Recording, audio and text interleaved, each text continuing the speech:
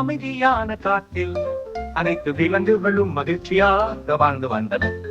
அங்கே புலி, பாண்டி, குரங்கு, மணி, கிளி, மீன், யானை, சோமு, மாங்குட்டி, லாலா எல்லாம் நல்ல நண்பர்கள்.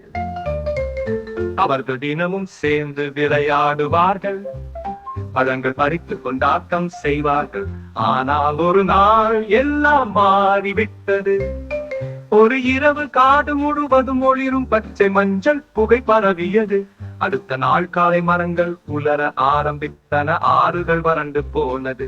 அந்த நேரத்தில் காட்டின் நடுவில் இருந்த மாய மரம் மங்கி காணாமல் போய்விட்டது.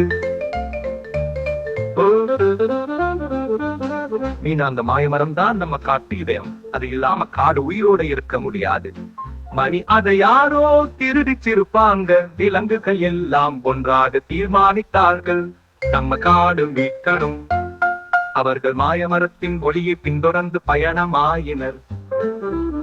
பாதையில் அவர்கள் பல தடைகள் சந்தித்தனர். கால்வாயை கடக்க, பாம்பின் பூதிர் தீர்க்க, இருள் குகையில் ஒளியை தேட. பாண்டி, யாரும் தனியாக வெல்ல முடியாது, நம்மை சேர்ந்துதான் வெற்றி பெற முடியும்.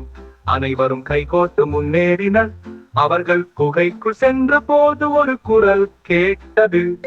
உண்மையான நட்பு கொண்டவர்களுக்கு மட்டும் இதயத்தின் ஒளி தெரியும். அந்த குரல் கேட்டவுடன் அவர்கள் ஒருவருக்கொருவர் நம்பிக்கையுடன் பார்த்தனர். அந்த நொடியில் ஒளி பிரகாசித்தது. மாய மரத்தின் இதயம் அவர்களின் முன்னே தோன்றியது. மீன், நம்ம நட்பு தான் காட்டில் உயர். ஆம், ஒற்றுமை இருந்தால் எதையும் மீட்கலாம். அந்த நாளிலிருந்து அவர்கள் காட்டின் இதயம் காப்பாளர்கள் என்று அழைக்கப்பட்டார்கள். உண்மையான நட்பு, நம்பிக்கை மற்றும் ஒற்றுமை எந்த இருளையும் வெல்லும் ஒளி.